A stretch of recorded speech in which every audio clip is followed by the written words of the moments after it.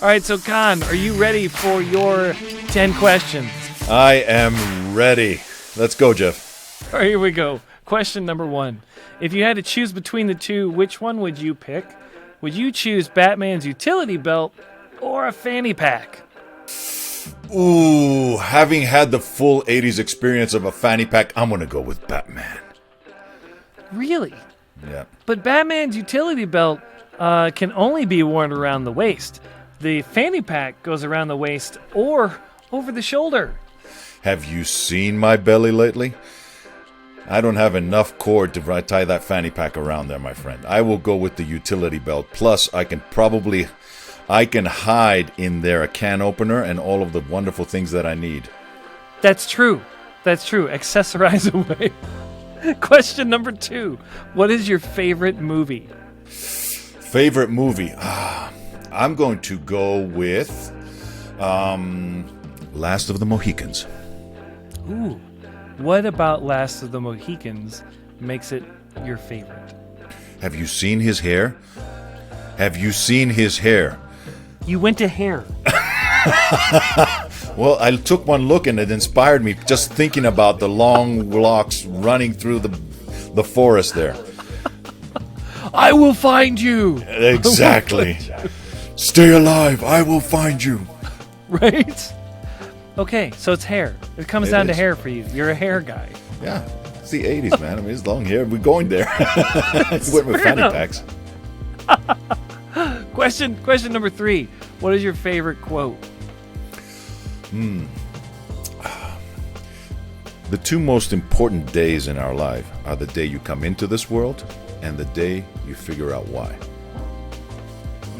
I like that quote. I like the quote a lot. So speaking of quotes, next question is, what is the best advice you have ever received?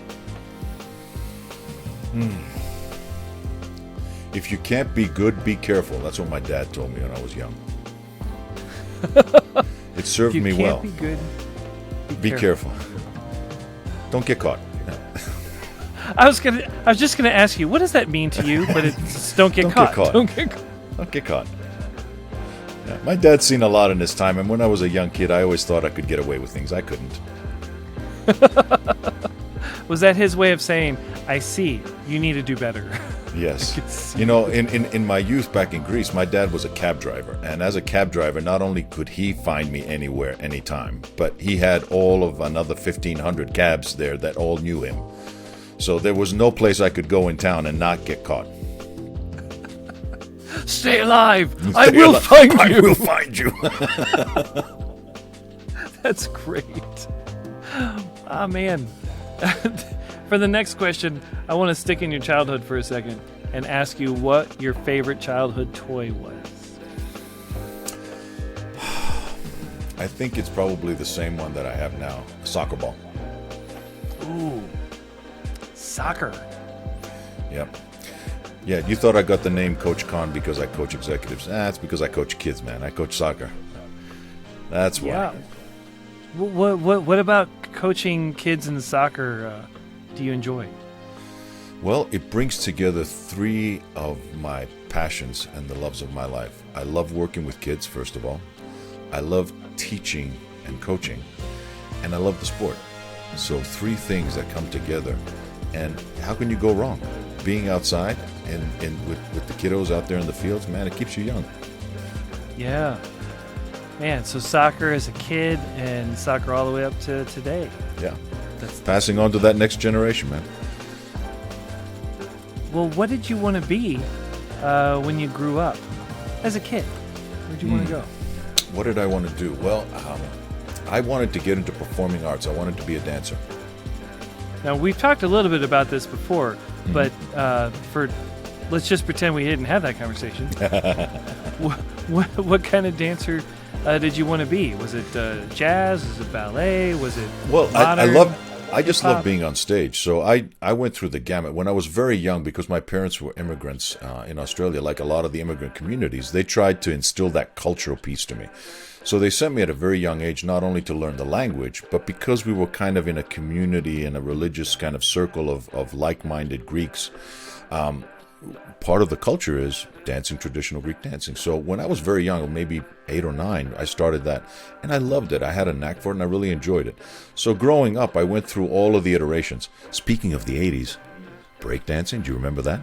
So I love breakdancing. So we went through that, got into contemporary, loved doing jazz and a lot of those things. But actually, when I grew up, I went to college and studied classical ballet. So I went through that whole process.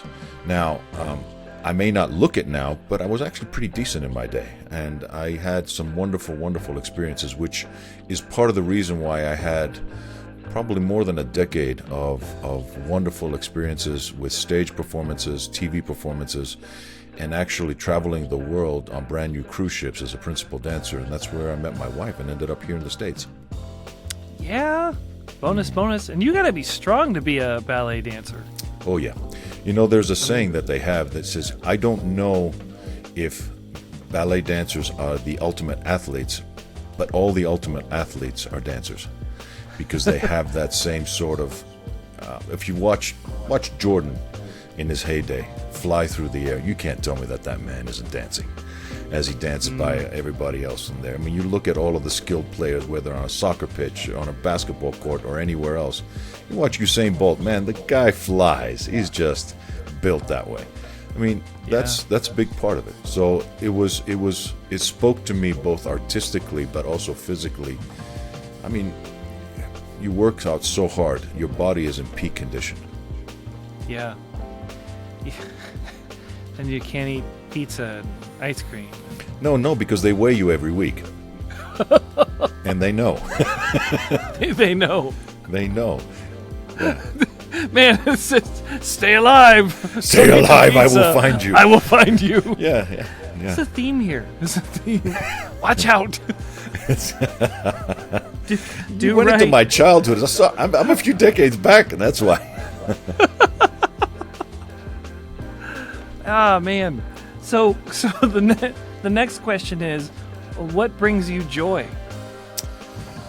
Oh, wow. So we've already talked about a number of things, like working with the kids really is a lot. But beyond that, I really love what I do.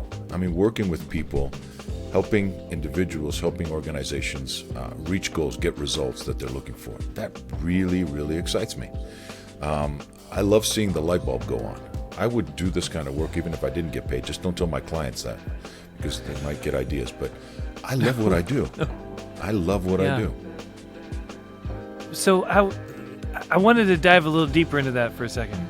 I know you just said that it's seeing that light bulb turn on. Mm-hmm. I mean, what about your clients achieving their goals and turning them into accomplishments? What about that is exciting for you? Well, yeah, because you know that you've played a part in it. I mean, it's a big realization when you realize that, you can help people. Being able to give, to offer that and help people accomplish something that they feel is theirs. A realization that they learned something that changed their life. Hitting a marker that they hadn't hit before. Being able to complete a project successfully. I mean, it's all of those little moments. It's like that big, huge sports celebration, that last second shot. Sorry, UCLA, that went out the other day. I mean, when you watch some of those things that happen, it's that kind of excitement. These are the moments we live for. And that's what makes life worth living. Those moments, those peaks. And I don't have to be the hero of the story. To me, I'm happy being the guide, the navigator, the Sherpa, the pilot. Maybe. I'm the guy that helps them get there, and then I'm happy to withdraw back and go and help somebody else. This is why you and I get along so well. I am similarly all about empowering and encouraging other people. It's being that catalyst for them that allows them to step up and have those moments. Yeah. And think about the word that you chose there, the catalyst.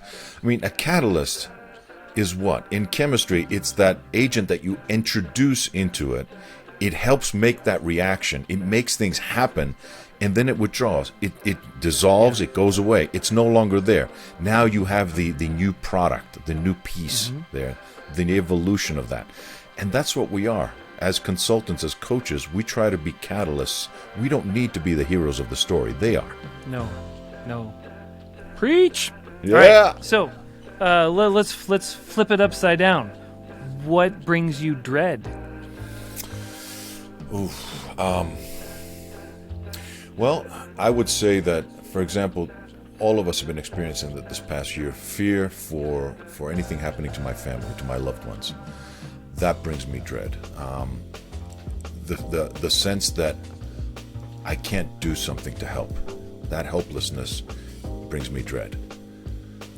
As long as I feel like I can do something about it, or as long as I know that I can act on something, I feel better about things. It gives me some sense of control, ability to do that. But helplessness, not a good feeling for me. Dread about something happening to loved ones and me not be able to do anything about it, oh my God, double dread. Yeah. So, question 9. What is one thing you would like to accomplish but cannot do on your own?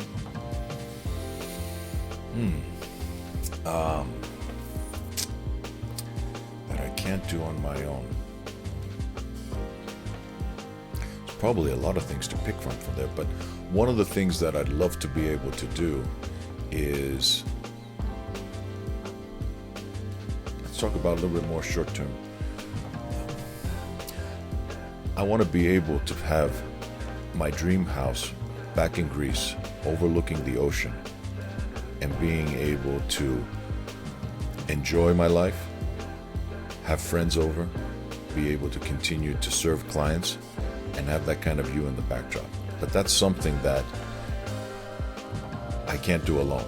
My wife has to be part of that. My family has to be part of that for many reasons, but I want them to be part of that piece. So that's a dream that I want to accomplish together with them, and I want to enjoy with them. All right, last question.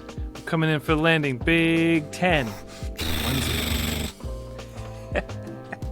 Don't kill the engine too soon. We have to ask the question. What do you hope people will say about you after you're gone?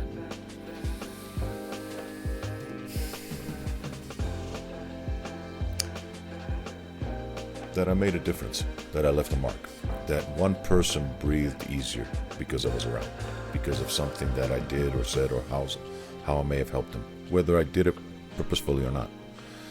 Just knowing that I have helped somebody along the way is the legacy I want to leave behind. And there it is from Coach Kon himself. Sir, thank you so much for your time today, and thanks for sharing. Thank you. Thank you for the opportunity, Jeff. Always! Dave, hit the button!